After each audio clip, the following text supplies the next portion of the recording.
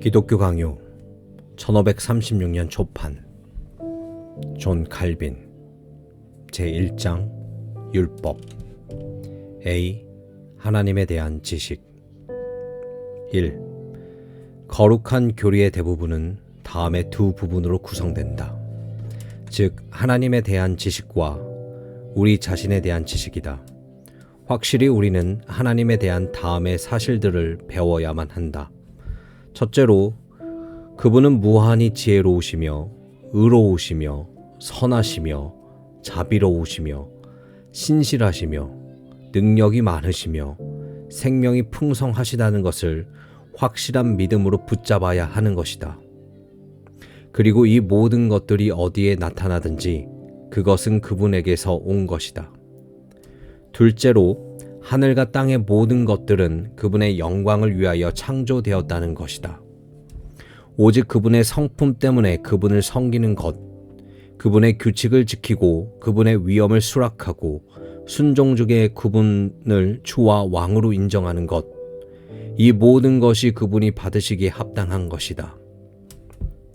셋째로 그분은 의로우신 재판장이시며 그러므로 그분의 계명에서 벗어나서 매사에 그분의 뜻을 따르지 않고 그분의 영광에 관계되는 것 외에 다른 것을 생각하고 말하고 행하는 자들에게 단호한 보복을 감행하실 것이다. 넷째로 그분은 자비로우시며 온유하셔서 그분의 자비 아래로 도망쳐서 그분에게 의탁하는 가련하고 비참한 자들을 영접하실 준비가 되어 있다는 것이다. 즉 어떤 사람이 그분의 은총을 구하면 그분은 용서하실 준비가 되어 있으며 누구든지 그분의 도움을 요청하면 기꺼이 도움을 제공하고자 하시며 그분에게 전적으로 의탁하고 매달리는 자는 누구나 구원하시기를 기뻐하시는 것이다. B. 인간에 대한 지식. 우리 자신에 대한 확실한 지식에 도달하려면 우리는 먼저 우리 모두의 조상인 아담이 하나님의 형상으로 창조되었다는 사실을 포착해야 한다. 말하자면 그는 지혜와 의와 거룩함을 부여받았으며 이 은혜의 선물에 의하여 하나님께 너무나 밀착되어 있었기 때문에 만일 그가 하나님께서 그에게 주신 의로움 속에 굳게 서 있었더라면 영원히 그분 안에서 살 수 있었으리라는 것이다. 그러나 아담이 실족하여 죄를 범했을 때 이러한 하나님의 형상은 취소되고 지워졌다. 말하자면 그는 하나님의 은혜가 주는 모든 혜택을 상실해 버렸다는 것이다. 그것이 있었더라면 그는 생명의 길로 재인도될 수도 있었을 것이다. 게다가 그는 하나님으로부터 멀리 옮겨져서 완전한 이방인이 되어 버렸다. 그 결과 인간은 모든 지혜, 의, 능력, 생명을 박탈당하게 되었던 것이다. 이미 말한 바와 같이 그러한 것들은 오직 하나님 안에서만 유지될 수 있었던 것이다. 결과적으로 무지, 죄, 무능, 죽음, 그리고 심판 외에는 아무것도 그에게 남아있지 않게 되었던 것이다. 이것들이야말로 죄의 열매들인 것이다. 이러한 재앙은 아담에게만 떨어진 것이 아니라 그의 씨요 자손인 우리들에게도 흘러내리게 된 것이다. 따라서 아담에게서 난 우리 모두는 무지하며 하나님에게서 떨어졌으며 사악하며 부패했으며 모든 선을 결하고 있는 것이다. 특별히 모든 종류의 사악함에 이끌려 부패한 욕망으로 가득 차 있으며 그것들에 중독되어서 하나님을 향해서 완고한 마음이 여기에 있는 것이다. 그러나 만일 우리가 겉으로는 어떤 선한 일을 한다 할지라도 마음은 여전히 오염되고 왜곡된 내적 상태에 머물러 있는 것이다. 가장 중요한 사실 혹은 모든 사람의 최대의 관심사는 하나님의 심판에 대한 것인데 그는 외모를 따라 판단하지 아니하시고 외적 위엄을 높이 평가하지 아니하시며 마음의 비밀을 감찰하신다. 그러므로 사람이 아무리 많은 외적 경건의 모양을 갖추고 있다 할지라도 그것은 위선 외에는 아무것도 아니며 심지어 하나님 보시기에 가증스럽기까지 한 것인데 그것은 여전히 부패하고 타락한 마음의 생각이 그 아래에 도사리고 있기 때문이다. 3. 비록 우리는 태어날 때부터 하나님께서 받으실 만한 어떤 것도 할 수 없고 우리 힘으로는 그분을 기쁘시게 해드릴 수도 없지만 그럼에도 불구하고 우리가 할 수 있는 바로 그것을 행해야만 한다. 우리는 하나님의 피조물들이기 때문에 그의 영광과 명예를 위해 봉사하고 그의 계명에 순종해야만 한다. 우리에게는 능력이 없으며 파산할 빚쟁이들처럼 빚을 갚을 수 없다고 주장함으로써 변명할 수도 없다. 왜냐하면 우리를 묶는 죄책은 우리 자신의 것이며 우리 자신의 죄로부터 생겨나서 우리에게서 선을 행하고자 하는 의지나 능력을 앗아가 버리기 때문이다. 이제 하나님께서는 공의대로 죄를 벌하시기 때문에 우리는 저주를 받아야 하며 영원한 사망의 심판을 받기에 합당하다는 것을 인정해야만 한다.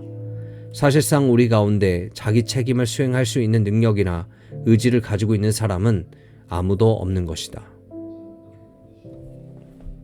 C. 율법. 4. 이러한 이유 때문에 성경은 우리 모두를 하나님의 진노의 자식이라고 부르고 있으며 우리는 사망과 파멸로 달려가고 있다고 선언한다. 인간에게는 의와 능력과 생명과 구원을 자기 자신 속에서 찾아야 할 이유가 전혀 남아있지 않은 것이다. 왜냐하면 이 모든 것은 오직 하나님 안에만 있기 때문이다. 죄로 인하여 하나님으로부터 단절되고 분리된 인간은 자신 속에서 오직 불행, 연약, 사학, 죽음, 한마디로 지옥 그 자체만을 발견할 수 있을 뿐이다. 인간으로 하여금 이러한 사실들에 대해 무지하지 않게 하기 위해서 주님은 모든 사람의 마음에 율법을 새기고자 인치셨다. 그러나 이것은 양심 외에는 아무것도 아니다. 즉 우리가 하나님께 빚지고 있는 것을 양심이 우리 안에서 우리를 위해 증거하고 있는 것이다. 그것은 우리 앞에 성과 악을 제시하며 그렇게 함으로써 우리를 고발하고 정죄한다. 왜냐하면 우리는 우리가 우리 자신의 책임을 제대로 수행하지 못했다는 것을 스스로 의식하고 있기 때문이다. 그러나 인간은 교만과 야심으로 가득 차 있으며 자기 사랑에 의해 눈먼 존재이다. 따라서 그는 자기 자신을 있는 그대로 볼 수 없으며 자기 자리로 내려와서 자기 비참을 고백할 수 없다. 주님께서는 우리의 상태를 보시고서 완전한 의가 무엇이며 그것이 지켜져야 하는가를 가르치시기 위해 기록된 율법을 주셨다. 말하자면 하나님 안에 견고하게 서서 우리는 우리의 시선을 그분에게만 고정시키며 우리 모든 생각과 열망과 행동과 말을 그분에게로 향하는 것이다. 이에 대한 이러한 가르침은 우리가 바른 길로부터 얼마나 멀리 떨어져 있는가를 명백히 보여준다. 이러한 목적을 위해서 또한 우리를 위해 율법 속에 제시된 모든 약속들과 저주들 바라보자. 왜냐하면 주님께서는 만일 어떤 사람이 자기의 노력으로 모든 계명을 완벽하고도 정확하게 수행하면 그는 영생의 상급을 받을 것이라고 약속하고 계시기 때문이다. 이것에 의해 그분은 분명히 우리에게 율법에서 가르치고 있는 완전한 삶으로 참으로 의로우며 그분에게 그토록 중요하며 만일 누구든지 그렇게 살 수만 있다면 그러한 상급을 받기에 합당하다는 것을 보여주고 계시는 것이다. 그러나 그는 율법의 모든 의를 충분하고도 예외 없이 지키지 않는 모든 사람에게는 저주를 선언하며 영원한 사망의 심판을 선고하시는 것이다. 확실히 이러한 처벌에 의해서 그분은 과거와 현재와 미래의 모든 인간을 강권하고 계시는 것이다. 율법을 범하지 않았다고 말할 수 있는 사람은 아무도 없는 것이다. 율법은 우리에게 하나님의 뜻을 가르쳐준다. 우리는 그것을 준행해야만 하며 그것은 우리가 지고 있는 빚이다.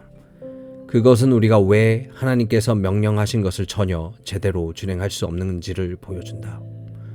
결과적으로 그것은 분명히 우리를 위한 거울이 된다.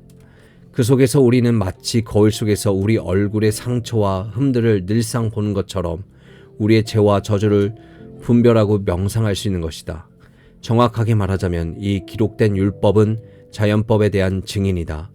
자연법이 우리를 교훈할 때 수시로 우리의 기억을 되살려서 우리가 미처 깨닫지 못했던 사실들을 일깨워주는 증인인 것이다. 이제 우리는 율법에서 무엇을 배워야 하는지를 이해할 수 있는 준비가 되었다. 하나님은 창조주이시며 우리 주님이요 아버지시다. 이 때문에 우리는 그분에게 영광과 존귀와 사랑을 바쳐드려야 한다. 그러나 이러한 의무를 수행할 수 있는 사람은 아무도 없기 때문에 우리 모두는 저주, 심판, 한마디로 영원한 죽음을 받기에 합당하다. 그러므로 우리는 우리 자신의 행위에서 나온 의 외에 다른 구원의 길을 찾아야 한다. 이 길은 죄의 용서이다. 다음에 우리 자신의 능력으로는 율법에 대한 의무를 면제시킬 수 없기 때문에 우리는 자신에 대해 절망하고 다른 데서 오는 도움을 찾고 기다려야만 한다. 우리가 이처럼 겸손해지고 거꾸러질 때에 주님은 우리에게 빛을 비추시며 너그럽고 친절하며 오묘하고 관대하게 자신을 나타내실 것이다. 왜냐하면 성경은 그분에 대해 이렇게 기록하고 있기 때문이다. 그는 교만한 자를 대적하시며 겸손한 자에게 은혜 베푸시느니라. 야고보서 4장 6절, 베드로전서 5장 5절. 그리고 무엇보다 만일 우리가 하나님의 진노를 돌이켜달라고 기도하고 용서를 구하면 그분은 틀림없이 그렇게 해주실 것이다. 죄로 인해 마땅히 받아야 했던 형벌을 면제해 주시고 은혜를 베푸시는 것이다. D. 그리스도 안에 있는 하나님의 사랑. 5. 그렇다면 만일 우리가 그의 도우시는 손길을 간구하면 우리는 틀림없이 그분의 보호를 힘입어 모든 것을 할 수 있다는 것을 알게 될 것이다. 그분이 우리에게 자기 자신의 선한 뜻을 따라 새 마음과 새 힘을 주심으로 우리가 그분의 계명들을 준행할 수 있게 하시는 것이다. 그리고 그는 이 모든 축복들을 예수 그리스도 우리 주 때문에 우리에게 주신다.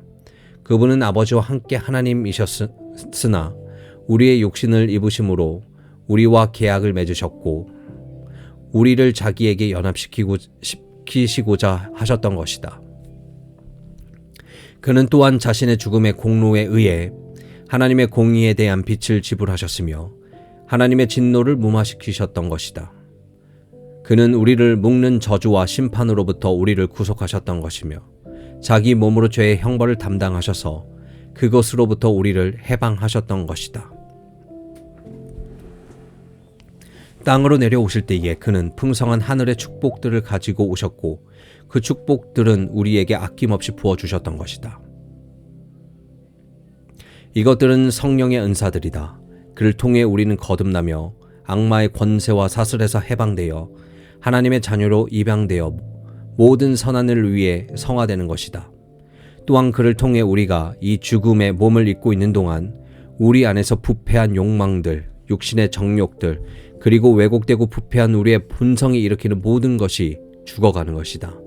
그를 통해 우리는 날마다 새로워져서 새로운 생명 가운데 걷게 되며 이를 위해 살게 되는 것이다. 6.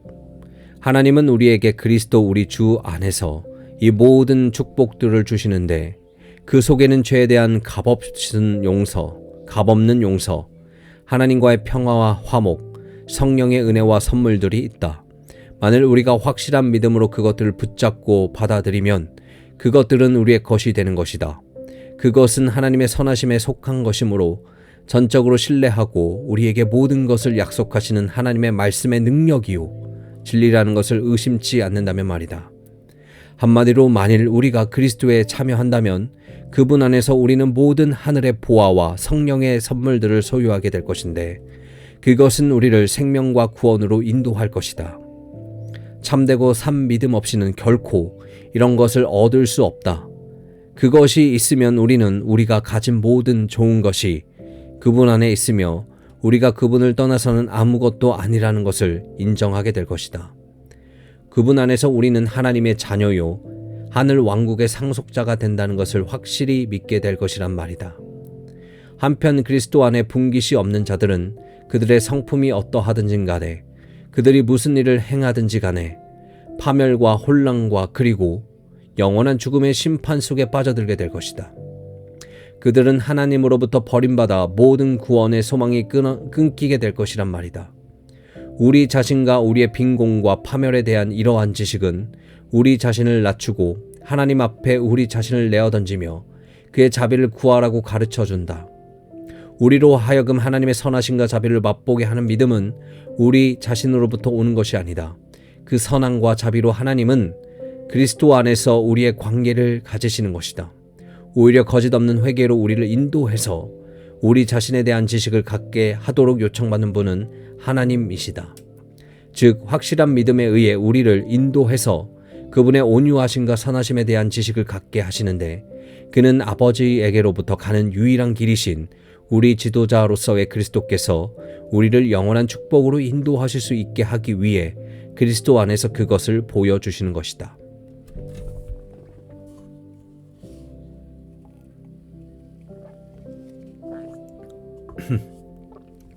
2. 십계명 강해. 7. 십계명은 두 개의 돌판으로 나누어져 있었다. 첫째 돌판은 처음에 4개의 계명을 포함하고 있는데 그것은 우리가 하나님께 지고 있는 의무를 보여준다. 즉 그분을 유일한 하나님으로 인정하고 고백하며 무엇보다 그리고 모든 다른 것에 앞서 그분을 사랑하고 영화롭게 하며 두려워하는 것, 우리의 모든 서원과 필요를 그분 안에서만 구하는 것, 항상 그분의 도움을 구하는 것이 그것이다. 둘째 돌판은 남은 6개의 계명을 포함하는데 그것은 하나님 때문에 우리의 이웃을 향하여 행해야 할 사랑의 의무를 설명하고 있다. 복음서 기자가 말한 것처럼 우리 주님은 율법을 2개의 주제로 요약하신다. 즉 우리는 마음과 뜻과 힘을 다해 하나님을 사랑하고 이웃을 우리 몸처럼 사랑해야 하는 것이다. 비록 모든 율법이 이 2개의 주제로 요약되었지만 우리 주님은 우리에게서 모든 변명의 구실을 박탈하시기 위해 십계명에 의해 더 깊고 명백하게 그분을 영화롭게 하고 두려워하고 사랑하는 것에 관계된 전부와 우리의 이웃을 향한 사랑과 관계된 모든 것을 선포하고자 하셨다. 그리고 계명을 시작하기 전에 그는 다음과 같은 머릿말을 주셨다. 나는 너를 애굽 땅 종되었던 집에서 인도하여 낸 내 하나님 여호와니라. 8. 이 말씀에 의해 그는 우리에게 순종해야 할 계명을 주실 권리가 있는 주님이심을 보여주고 계신다. 게다가 그는 이스라엘 백성들을 바로와 애굽의 굴레에서 자유케 하실 때에 얼마나 영광스럽게 자신의 힘과 능력을 나타나셨는가를 상기시키신다. 즉 그가 택한 자들을 죄 굴레로부터 구해내실 때 그가 그들을 애굽인들의 주, 즉 영적 바로인 마귀의 쇠사슬로부터 그들을 해방시킬 때 어떻게 날마다 동일한 능력을 나타내시는가를 상기시키는 것이다. 제1계명, 너는 나 외에는 다른 신들을 내게 두지 말지니라. 이 계명은 우리가 완전히 하나님께만 두어야 하는 신뢰를 다른 신에게 두는 것을 금지하고 있다. 혹은 어떤 선이나 어떤 덕이든지 그것을 다른 신에게 향하는 것을 금지하고 있다. 오히려 다른 모든 것들보다 그분만을 경외하고 사랑해야 하며 그분만을 우리의 하나님으로 인정해야 하며 우리의 모든 소망과 신뢰를 그분에게 두어야 하는 것이다.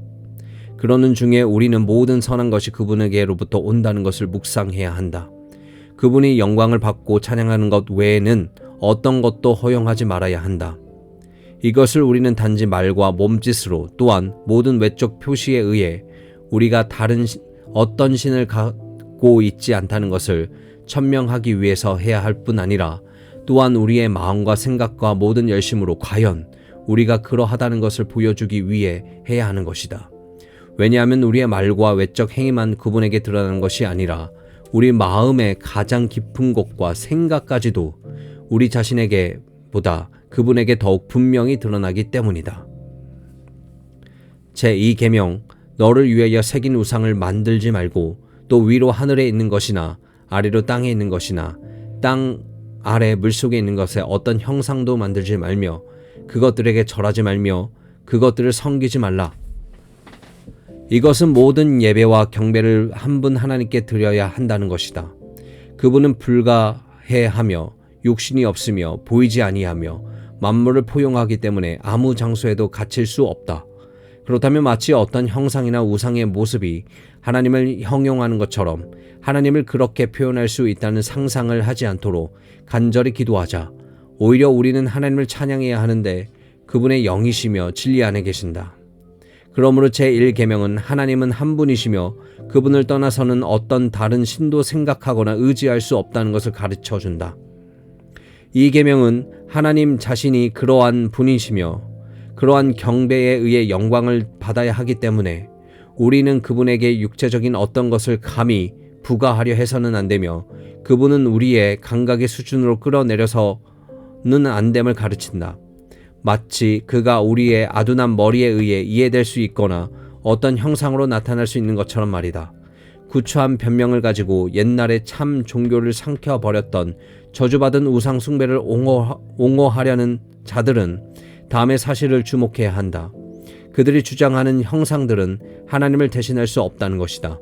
유대인들은 금송아지를 만들기 전에 자기들 애굽으로부터 인도해 낸 분이 하나님이었다는 것을 망각할 정도로 그렇게 하나님에 대해서 잊고 있지는 않았을 것이다. 우리 이방인들이 하나님은 너무나 돌 외에 다른 어떤 것이라는 것을 이해하지 못할 정도로 무감각하지는 않았을 것이라고 생각한다. 그들은 마음대로 형상을 바꾸곤 했지만 그러나 마음속에 항상 동일한 신들이 있었다. 그리고 비록 그들이 한 신에게서 많은 형상을 바쳤지만 자신들 위에 형상들이 있는 만큼 신들을 만들지는 않았다. 게다가 그들은 매일 새로운 형상들을 만들었다. 그러나 자기들이 새로운 신들을 만들고 있다고 생각하지는 않았던 것이다. 그렇다면 어떻게 된 일인가? 유대인이건 이방인이건 모든 우상 숭배자들은 하나님이란 그들의 공허한 정신이 상상해낸 꼭 그대로임을 확신하고 있었다. 이 공허함에 부패가 부과되었다. 즉 그들은 속으로 상상한 그대로 표현했던 것이다. 그러므로 정신은 우상을 상상했고 손을 그것을 출현하게 만들었다.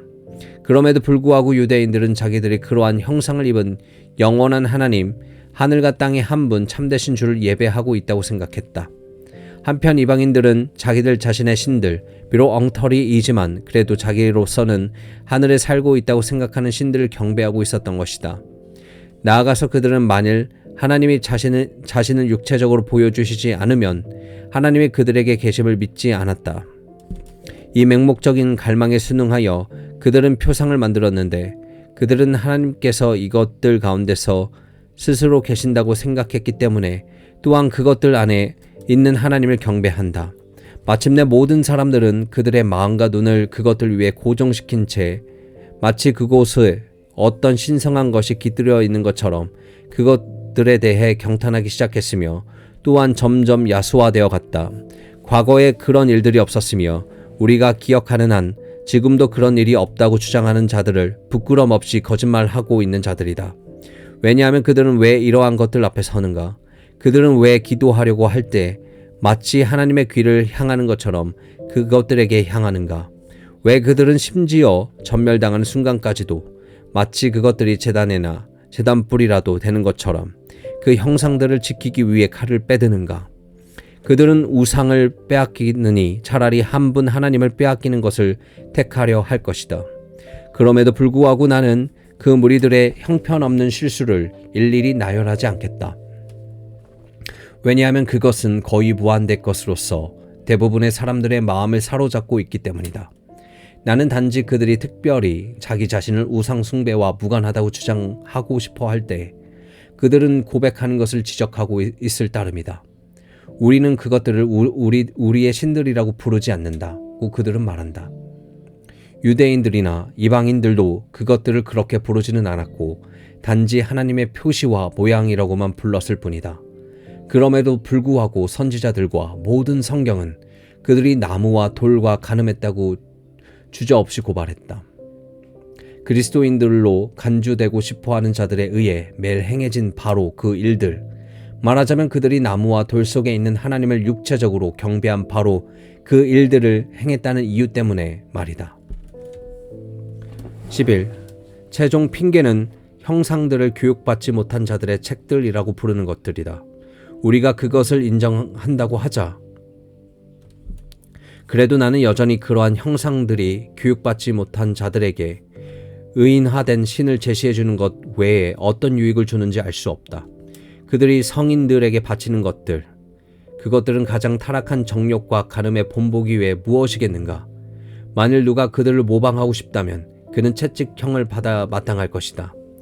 정말이지 교회들이 동정녀들의 형상으로 보여지기를 바라는 대상들을 보여주는 것보다는 창기집의 창녀들을 더 정숙하고 덕스럽게 보여준다. 그러므로 그들로 하여금 그들의 형상들을 최소한 적절한 채통을 지닌 것으로 만들게 하라. 그래야 그들은 조금 더 정숙하게 이것들은 어떤 거룩한 책들이라고 헛되이 주장할 수 있을 것이다. 그러나 그렇다면 우리는 또한 이것은 주님께서 이러한 쓰레기와는 전혀 다른 교리를 가르치시고자 하는 하나님의 백성들을 교육하는 방법이 아니라고 대답할 것이다. 그는 자기 말씀의 선포를 모든 사람을 위한 보편적 교리로 설정하셨다. 만일 다음의 사실이 적절하고도 신실하게 가르치셨다면 나무와 돌과 심지어 금은으로 만든 그렇게 많은 십자가를 세우는 것이 무슨 소용이 있었겠는가? 즉 그리스도께서 우리의 저주를 담당하시고 우리의 허물을 깨끗하게 하시기 위해서 우리 죄 때문에 자기 몸을 주셨다는 사실이야 말이다. 이 한마디 말로부터 그들은 나무나 돌로 만든 수천 개의 십자가로부터 보다 더 많은 것을 배울 수 있었을 것이다. 왜냐하면 아마도 탐욕스러운 자들은 자기들의 마음과 눈을 어떤 하나님의 말씀보다 금과 은에 더 집요하게 고정시키고 있을 것이기 때문이다. 그런데 도대체 그들은 누구더러 배우지 못한 자들이라고 부르는가? 정말이지 주님께서 하나님이 가르치시는 자로 인정하시는 자들인 것이다. 여기에 비길 데 없는 값을 매길 수 없는 형상의 축복이 있다.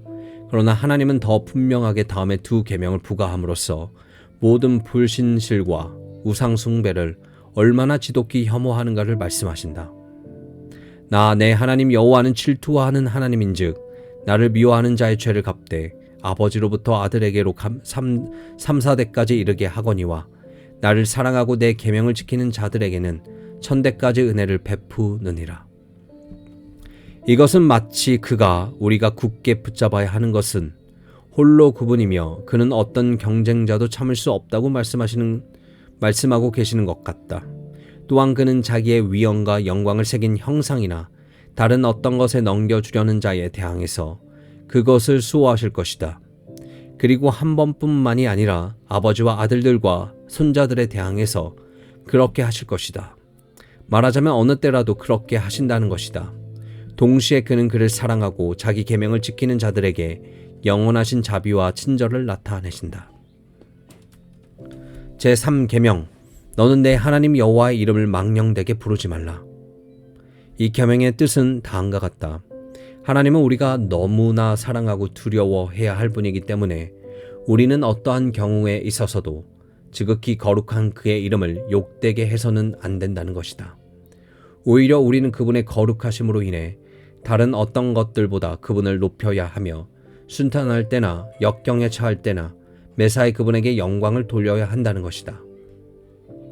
우리는 마음을 다해 그분의 손으로부터 오는 모든 것을 그분에게 간구해야 하며 그분에게 감사를 드려야 한다. 요약하자면 우리는 조심스럽게 모든 모욕과 불경건함을 멀리함으로써 그분의 높은 위엄에 적합한 것 외에 어떤 다른 이름으로 그를 부르거나 말하지 않도록 해야 한다. 그분의 거룩한 이름을 그분이 의도했던 것 외에 어떤 다른 용도로 사용하지 말아야 한다. 왜냐하면 그것은 신성을 모독하고 모욕하는 것이 될 것이기 때문이다. 마치 하나님의 이름은 강신술, 저주, 불법의 축기 행위, 그리고 기타 사악한 주문, 암송 등의 미신에 사용하는 자들처럼 말이다. 서약과 맹세에 관한 우리는 그분의 거룩한 이름을 결코 거짓되이 불러서는 안 된다. 왜냐하면 영원한 진리는 거짓에 대한 증인으로 인용되는 것보다 더 심각하게 모욕을 당하는 일이 없기 때문이다. 한마디로 우리는 하나님의 영광이나 형제들의 필요가 그것을 요구하지 않는 한 진실한 맹세라고 할지라도 성급하게 하지 말아야 한다. 그러한 목적을 제외하고는 어떤 종류의 맹세도 금지되어 있다. 그리스도의 말씀이 가르치는 바와 같이 율법의 이 조항의 뜻은 우리의 모든 말은 예 혹은 아니 뿐이어야 한다. 여기에서 지나는 것은 악한 자로부터의 온 것임을 증거한다. 여기서 다음의 사실을 또한 주목해야 한다. 누구든지 자기 자신의 개인적인 성급함 때문에 어떤 맹세를 하는 것은 금지되어 있다는 것이다. 그러나 치안 판사가 요구할 때 하는 맹세는 전혀 이 계명에 반하지 않는다. 왜냐하면 다른 성구에서 하나님께서는 진실에 대한 증인이 재판할 필요할 때 치안 판사에게 맹세를 지시할 권한을 주셨기 때문이다. 아니 모든 공적 맹세는 이 금지에서 면제된다. 바울이 복음의 위엄을 주장하기 위해 사용했던 맹세들로 그러한 범주에 속하는 것이다. 왜냐하면 자기의 사명을 감당하고 있는 사도들은 사사로운 개인이 아니라 하나님의 공적 종들이기 때문이다. 또한 조약을 엄숙하게 하기 위해 왕들이 하는 맹세 혹은 자기 왕의 이름으로 백성들이 하는 맹세 등 사사로운 욕심에서가 아니라 공공의 선을 위해 행하는 맹세 등은 다 그러한 범주에 속하는 것이다. 그러므로 우리가 기억해야 하는 첫 번째 사실은 맹세가 허용된다는 것이 정욕이나 탐욕을 위해서가 아니라 필요에 의한 것이라는 사실이다. 그러나 우리가 우리의 말을 확정하기 위해 하나님의 이름을 부르는 이상과 같은 경우에 하나님의 이름을 부르는 것은 금지되어 있으므로 그러한 필요가 있을 때에 한해서만 그의 이름을 불러야 한다. 왜냐하면 유일하고 영원한 진리이신 그분의 진리의 유일한 증인이시며 또 그렇게 간주되는 것은 그분의 명예와 영광에 관계되기 때문이다.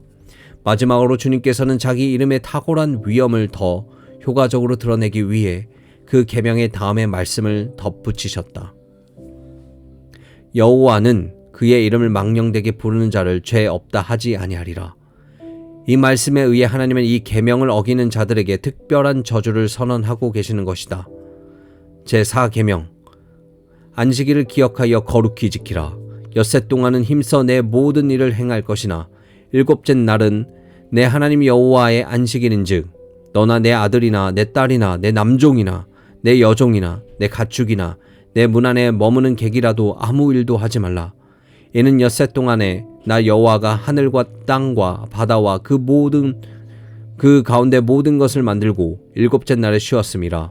그러므로 나 여호와가 안식일을 복되게 하여 그날을 거룩하게 하였느니라. 안식일의 준수는 경건과 하나님의 예배 양자에 관련되어 있다. 왜냐하면 그것은 첫 번째 돌판에 포함되어 있고 그 날을 거룩하게 하심이라 불리기 때문이다. 그러므로 주님께서는 다른 어떤 것도 이것보다 더 강조하시지는 않았다. 그리고 선지서에서 모든 종교가 파괴되었다는 것을 강조하실 때는 그는 안식일이 더럽혀지고 모욕당하고 침해되어 지켜지지 않고 거룩히 여김을 받지 않았다는 것을 지적하신다. 마치 이 계명을 지키지 않음으로써 하나님을 영화롭게 하는 어떤 것도 더 이상 남아있지 않다고 말씀하시는 것 같다. 그러나 이 계명은 그림자였으며 유대인들에게 하나님에 대한 영적 예배를 보여주기 위해 의식기간 중에 부과된 것임을 의심할 여지가 없다. 그러므로 그림자의 빛이시오 형상의 진리이신 그리스도가 오셨을 때 그것이 모세 율법의 진영처럼 폐기된 것은 바울이 밝히 증거하고 있는 바와 같다. 그러나 유대인들의 신앙이 율법의 교육하에서 표현되었던 그 의식들과 외적 제사는 폐기되었지만 그래도 여전히 우리는 주님께서 유대인들과 우리가 공히 영원토록 가지기를 원하셨던 계명의 진리를 보유하고 있다. 그렇다면 다음의 것이 그 진리이다. 즉 우리는 하나님을 경외하고 사랑해야 하는 고로 그분 안에서 우리의 안식을 찾아야 한다는 것이다. 그렇다면 만일 우리가 양심을 혼란시키고 괴롭히는 역할밖에 하지 않는 우리의 사악한 욕망들에 깨끗이 청산하고 육신의 모든 깨끗하지 못한 일들을 버린다면 말하자면 어떤 인간적 지혜와 외양을 갖추었다 할지라도 하나님의 영으로부터 나온 것이 아닌 모든 일들 즉 우리의 현세에 대한 욕망에서 나온 사악함이 우리 본성 속에 조성되게 하는 모든 것을 버린다면 그러한 일이 일어날 것이다. 그러한 종류의 모든 일들은 노예와 같은 말이다. 안식일의 율법은 그러한 일들을 중단하라고 우리에게 명함으로써 하나님께서 우리 안에 거하시게 하며 선한 영향을 미치게 하고 양심의 평안과 평정을 부여해 주는 성령의 인도에 의해 우리를 다스리시게 하는 것이다. 이것이 진정한 안식일이며 유대인의 안식일은 사실상 그것의 모형이요 그림자였다. 결과적으로 그것은 성경에서 완성을 의미하는 숫자인 일곱째 날에 할당되었다. 그것에 의해서 첫째, 우리는 하나님께서 우리에게 영원한 안식을 명하셨다는 사실을 배우게 되는데 그 안식에는 아무런 한계가 정해지지 않았다. 둘째, 그것은 완전하고도 적절하게 거룩해지는 일은 일곱째 날까지 결코 일어나지 않을 것이다. 그 일곱째 날은 사실상 최종적으로 영원한다. 신자인 우리 모두는 부분적으로 그것에 들어갔지만 아직 그것에 완전히 도달하지는 못했다. 왜냐하면 우리는 지금 믿음으로 하나님 안에서 우리의 안식을 누리기 시작했지만 그것이 또한 매일 진보를 이루어 마침내 이사야 말이 실현될 때 그것이 완성될 것인데 그 말 속에는 안식 위에 안식에 대한 약속이 하나님의 교회에 주어졌기 때문이다. 말하자면 그때 하나님은 모든 것이 되실 것이라는 말이다. 이것을 또한 하나님께서는 엿새 동안에 완성하신 천지 창조 속에서 우리에게 보여주신다. 우리 제7일에 하나님 모든 일을 주셨는데 그분의 모범에 의해 우리 또한 우리의 일을 쉬고 그분 안에서 우리의 안식을 되찾으며 제7일에 이 안식을 열렬히 동경하게 되는 것이다. 14. 이것은 우리가 지금 생각하고 있는 주일에 적용된다. 주일은 우리가 모든 다른 것에 앞서 그것을 거룩하게 하도록 하기 위해 그것을 거룩하게 여기기 하기 위해 제정된 것이 아니다. 왜냐하면 그것은 모든 날들을 공히 영화롭게 하신 하나님만의 특권이기 때문이다.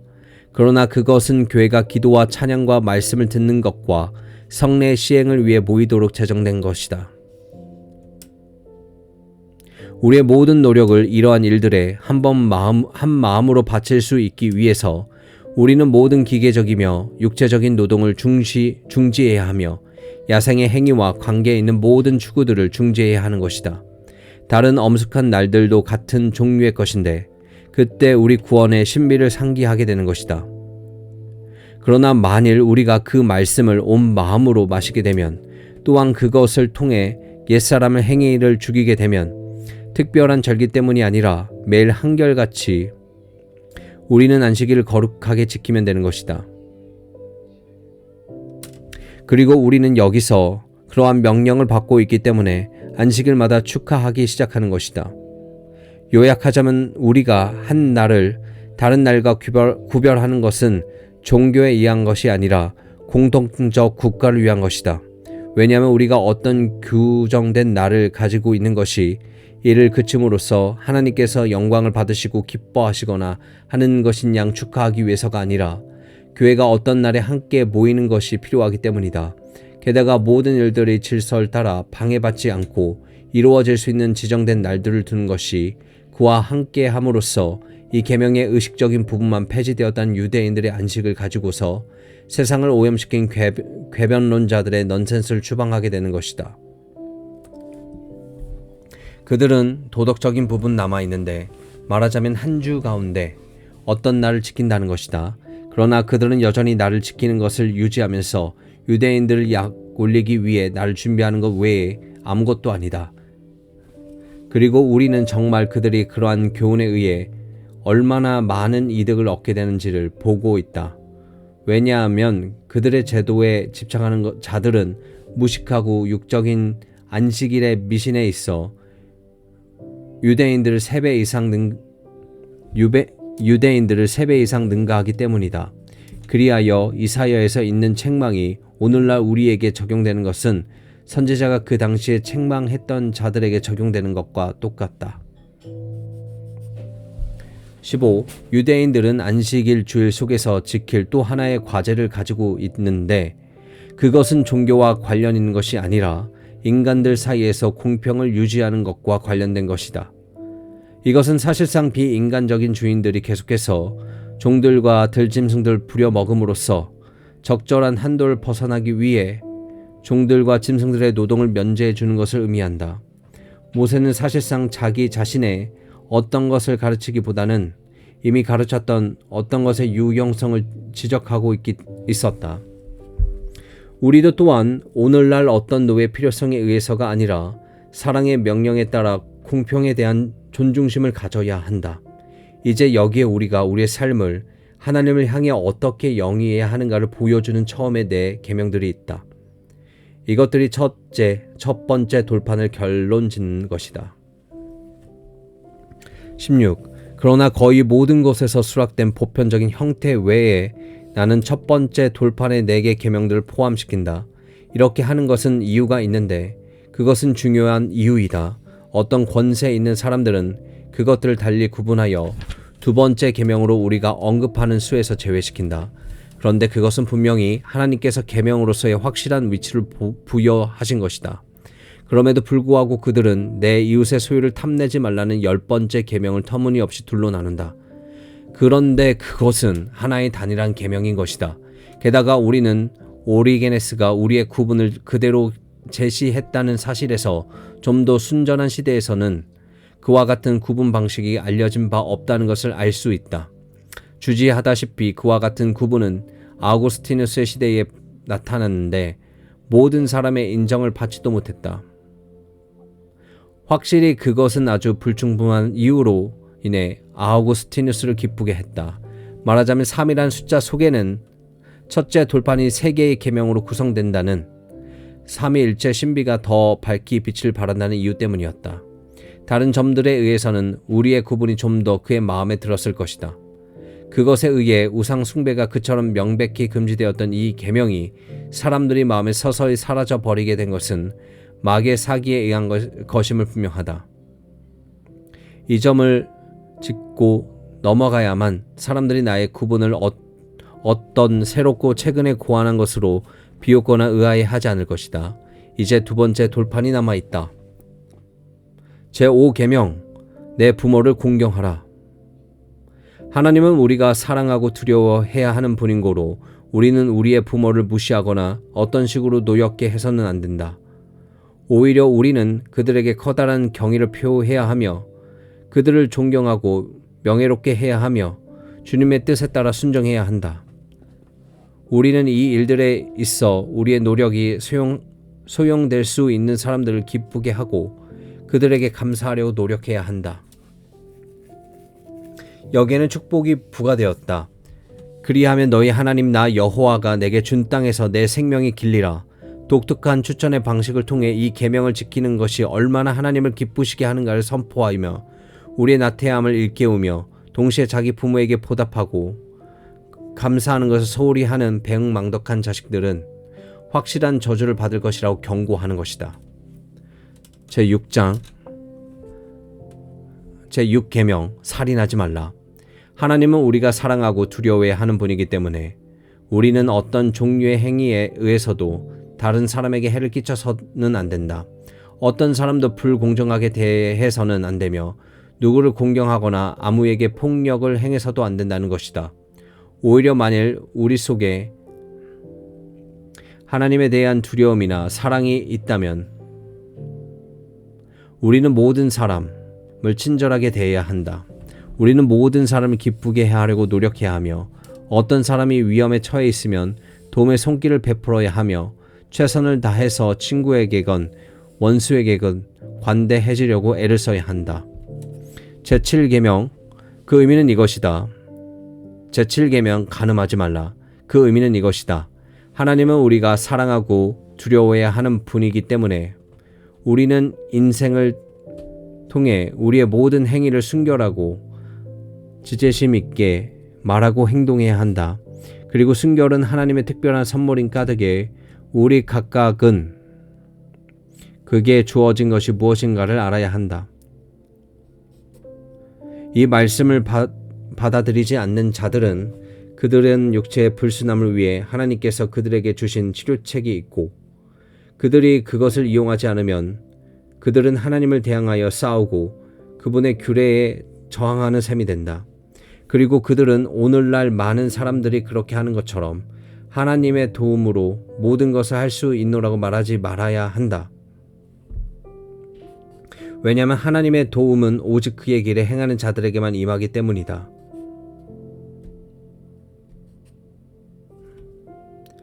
이러한 사람들은 하나님의 뜻에 대항해서 떠나려고 길을 쓰고 있는데 그의 부르심 안에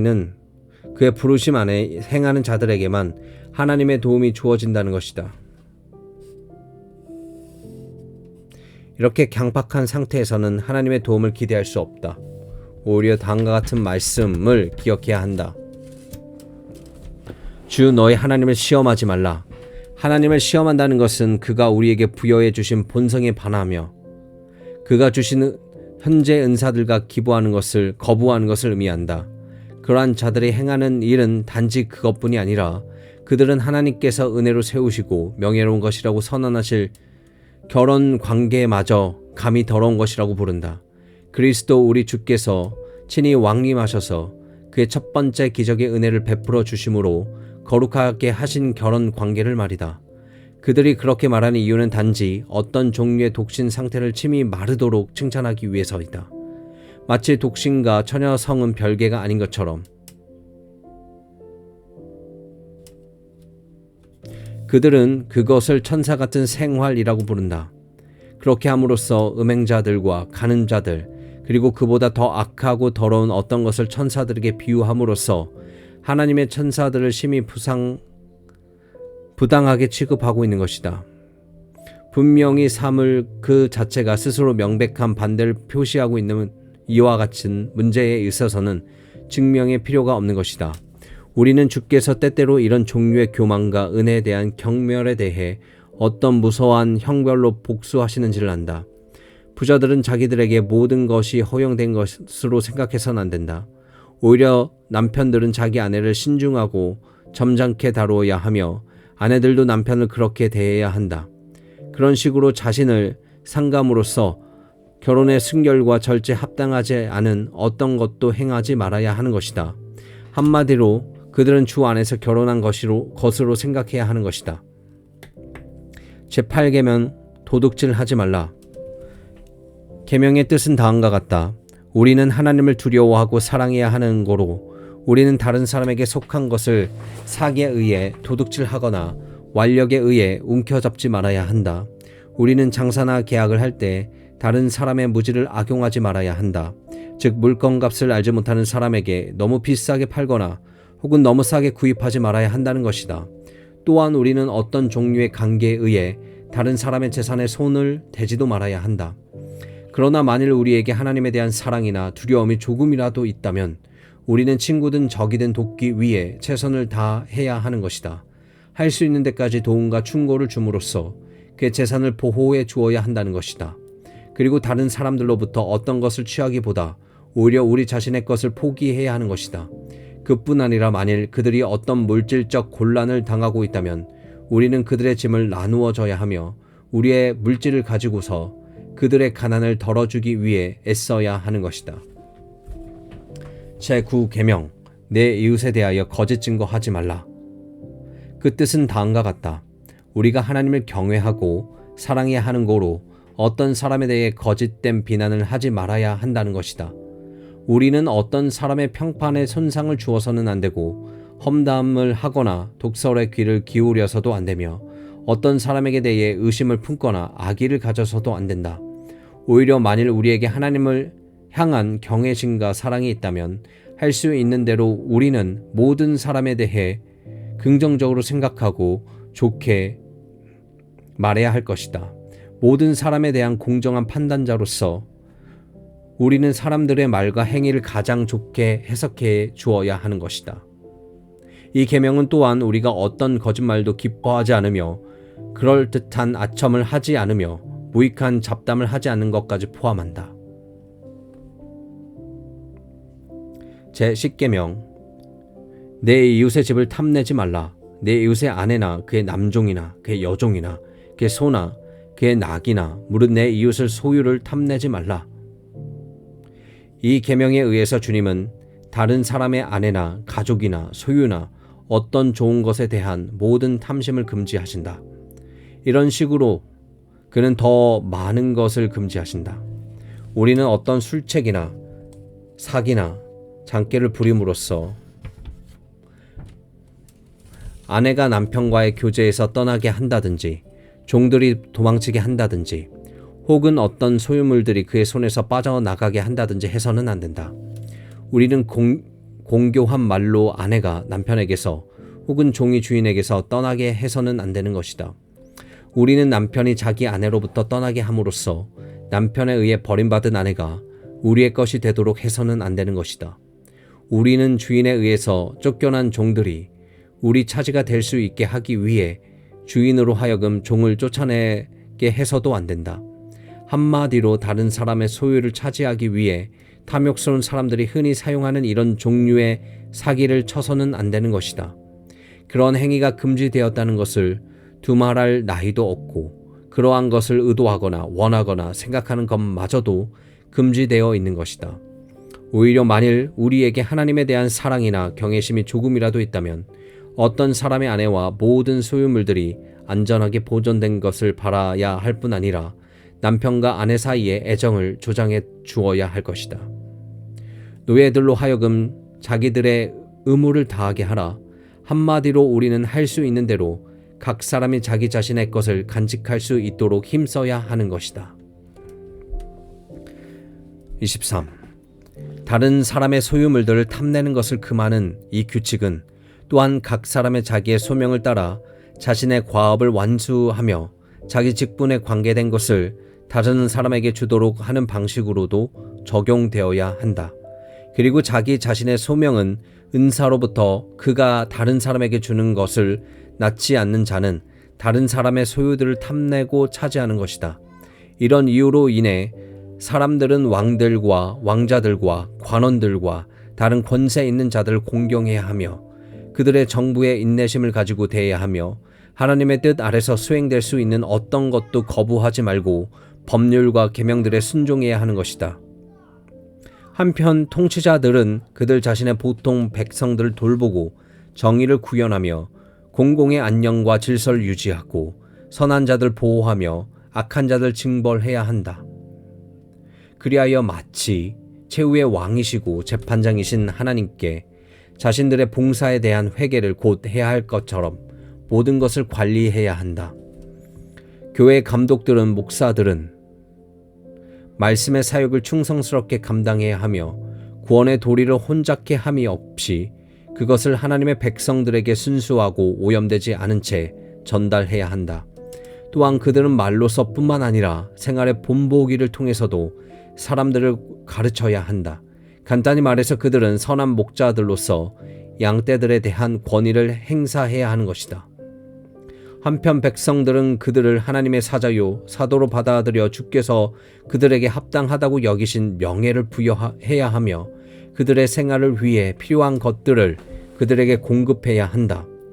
부모들은 하나님께서 그들에게 맡겨주신 자녀들을 양육하고 가르치고 다스리는 일을 감당해야 하며 인정 없이 잔인한 태도로 그들을 노엽게 함으로써 그들이 부모에게 등을 돌리게 해서는 안 된다. 오히려 온유함과 친절함으로 자녀들을 품어주고 감싸주어야 한다. 그것이 부모에게 합당한 일이다. 우리가 이미 말한 바와 같이 자녀들은 부모에게 순종해야 한다. 주께서 노인들을 공경받을 자격이 있다고 하신 말씀을 따라 젊은이들은 노인들을 공경해야 한다. 또한 노인들은 젊은이들보다 나은 지혜와 경험으로 젊은이들의 부족함을 지도해 주어야 하며 심하게 큰 소리로 그들을 꾸짖지 말고 유순함과 온유함으로 그들의 가혹함을 조절해야 한다. 그들은 주인들에게 부지런하고 고분고분하게 행동해야 하며 눈가림만 하지 말고 마음으로부터 주께 하듯 순종해야 하며 또한 주인들은 종들에게 까다롭고 고약하게 행동하지 말고 지나친 엄격함으로 그들을 억압하지 말고 그들에게 욕설을 사용하지 말아야 한다.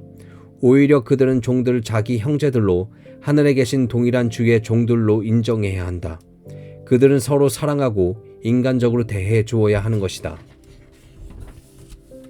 이런 식으로 각 사람은 자신의 위치와 신분 속에서 이웃에 대한 의무를 생각하고 책임을 감당해야 하는 것이다. F. 요약. 우리는 십계명에 드러난 전 율법을 가지고 있다. 그것에 의해 우리는 하나님을 향해서나 이웃을 향해 주께서 우리에게 요구하시고 금지하시는 것들을 충분히 배우게 된다. 이 모든 것들이 사랑을 가르치고 있다는 것을 파악하는 것은 쉬운 일이다. 첫 번째 돌판에 의해 우리는 특별히 경건을 배우게 되는데 그것을 요약하면 하나님을 경외하고 사랑하며 영화롭게 하는 것과 그를 고백하며 그를 부르며 그분에게 모든 것을 구하고 그분으로부터 모든 것을 기다리며 그분 안에서 우리의 보호를 찾으며 그분 안에 쉬는 것이다. 둘째 돌판을 요약하면 하나님을 위해서 이웃에 대한 사랑을 개발하는 것인데 그렇게 함으로써 모든 사람에게 우리가 대접받고자 하는 대로 행하며 우리 자신을 사랑하지 않게 되는 것이다. 율법 어디에서도 우리는 사람이 자기 자신의 이익을 위해 무엇을 할 수 있다거나 할 수 없다는 것에 관한 규칙은 한마디도 찾아볼 수 없다.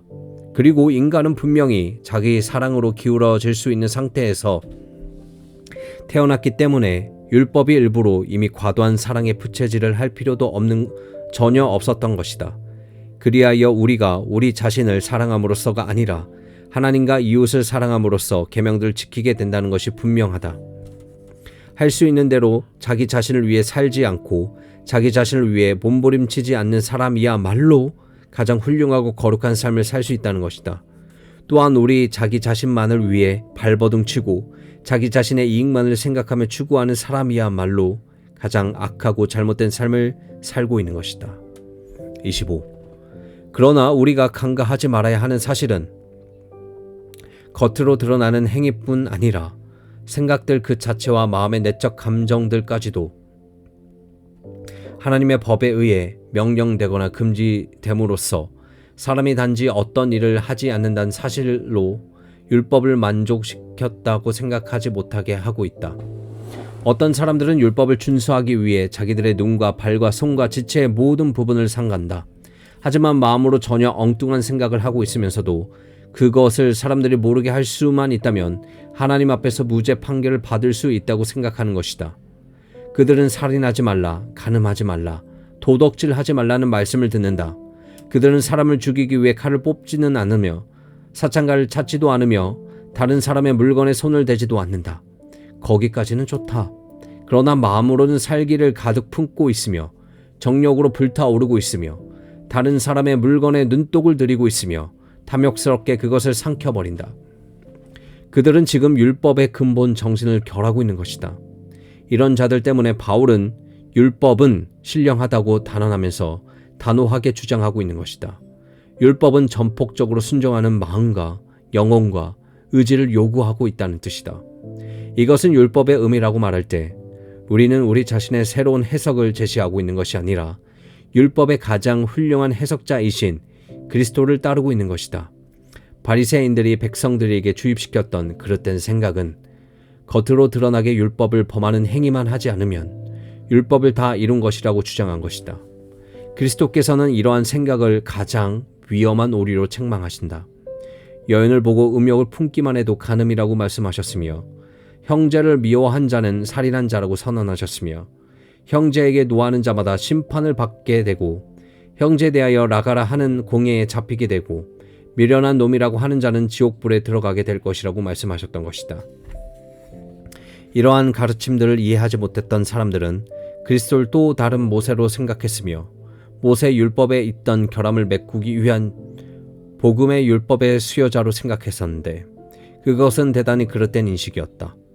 왜냐하면 그는 거기서 옛날 율법에 아무것도 더한 것이 없고 단지 바리새인들의 거짓에 의해 모호해지고 그들의 누룩에 의해 더럽혀진 율법을 정화시키고 재천명했던 것뿐이었다.